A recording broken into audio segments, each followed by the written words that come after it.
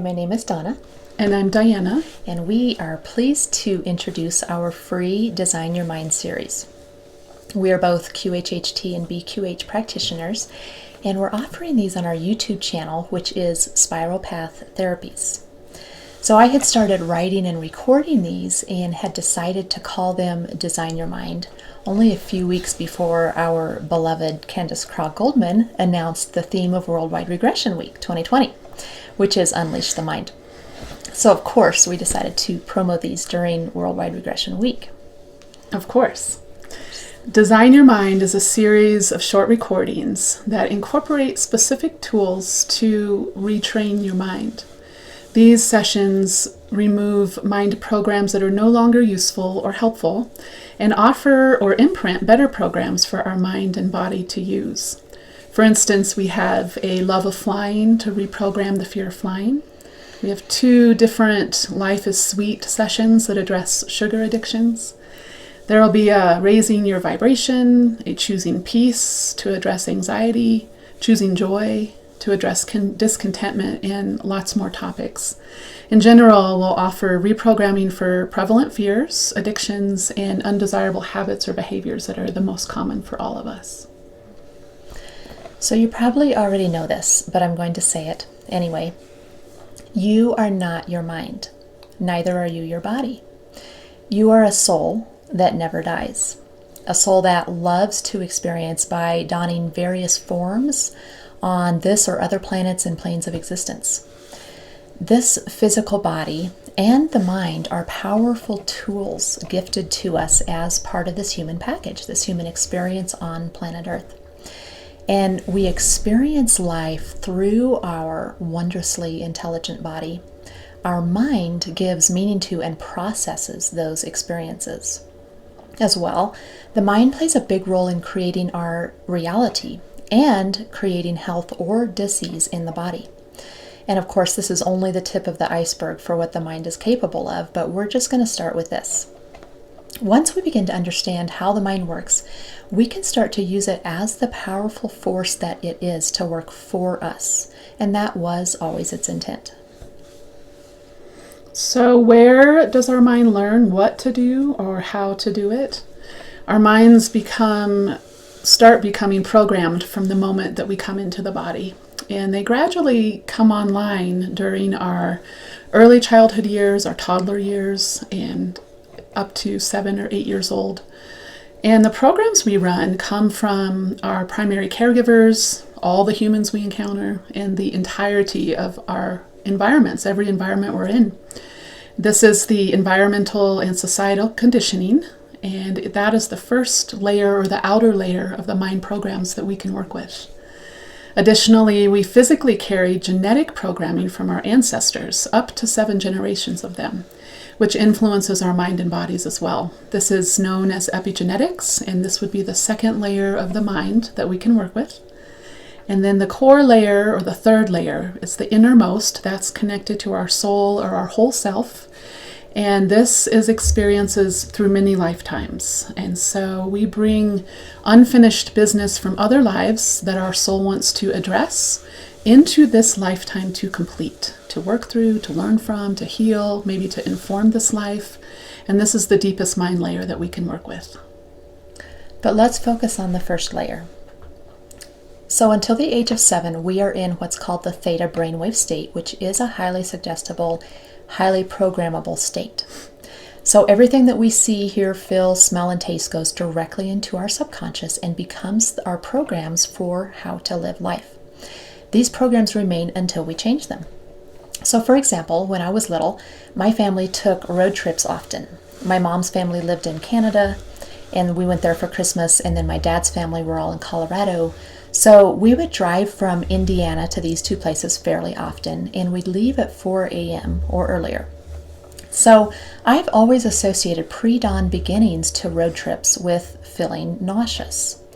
Now, having 5 kids, Mama always gave us each a dose of Dramamine before we left, whether we needed it or not, to preempt any car sickness. But Dramamine itself actually made me feel nauseous, and I didn't know it at the time.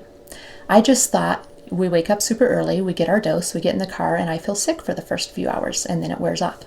So even into young adulthood, when my sister and I would drive between our Oklahoma college and our home in Colorado, usually leaving super early, my mind and body made me feel nauseous for those first few hours, because early morning starts to road trips and feeling nauseous were my program.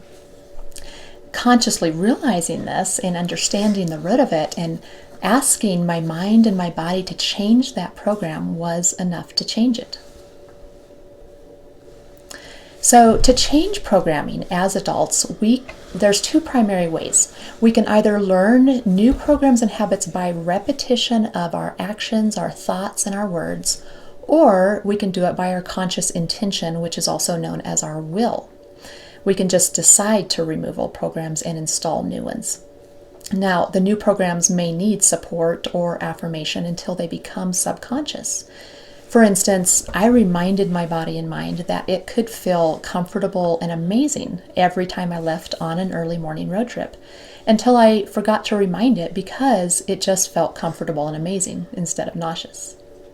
Yeah, you didn't need to remind it anymore at that point. Communicating with our bodies and minds is easily done using our feelings or our emotions and our words. And we do this all the time, although most of us don't realize that we are. But every thought we embrace, every emotion we generate, every word we say is being taken as very literal instructions by our bodies. A friend of ours has a son who plays baseball. And as baseball season went along and the weather got hotter, she'd say the same things over and over. I just can't stand this heat.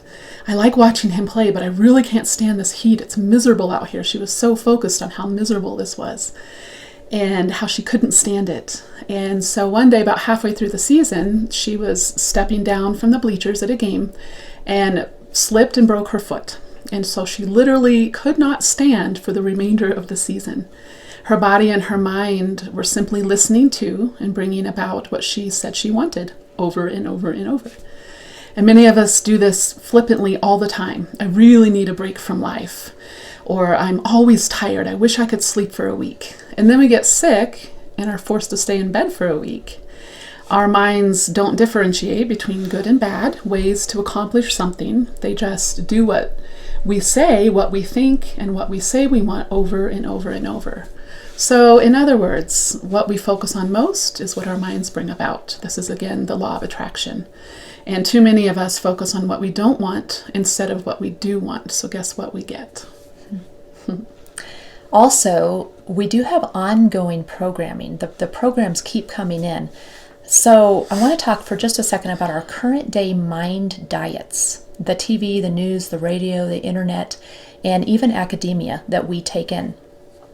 Everything that we watch on a screen is programming us because we are in the alpha brainwave, which is a suggestible light trance state while watching. Studies show that it takes less than 60 seconds for everyone to switch into alpha brainwaves once we focus on a screen. After 9/11 happened, counselors and psychologists began reporting hundreds and thousands of people that had developed a fear of flying. What took longer to figure out was the cause, which was people repetitively watching the planes crash time after time, day after day, until it literally became their new program around flying. Now, conversely, we can really generate and feel positive emotions, like the emotion of delight, maybe around exercise. We can tell our mind and our body that we enjoy exercise, that we absolutely love it. And the more that we feel and say this, the more we will indeed feel delight for the exercise. And from the exercise, we can associate gratitude and contentment with consuming healthy foods. We can speak kindly of our relationships, choosing to value them instead of complaining about them. As you reset your mind and your body to feel positive things associated with what you want more of in your life, your mind will create and bring about more of what you actually want. These are the basic principles behind our Design Your Mind series, and helping you use your incredible, powerful tool of a mind to create a more enjoyable life is our whole goal. Yeah. And it really works. We can attest to this as we had to practice them many times. We recommend you use the recordings often until you begin to shift the thing that you're choosing to shift. And that really does work, verified by us. Repetition is key. So is also believing that this can work and choosing the changes. If you're still choosing the old programs on any level, if they're still serving you, then you probably won't shift them. This is an all-in sort of thing. We also recommend that you lie down somewhere where you won't be disturbed so you can deeply relax while listening. Or you can drift off to sleep to them. Once you get the hang of it, you can create and design your own shifts for your mind and continue working with this process. Many blessings. Thank you so much for watching. And again, check out our Design the Mind series on our YouTube channel named Spiral Path Therapies. Yes.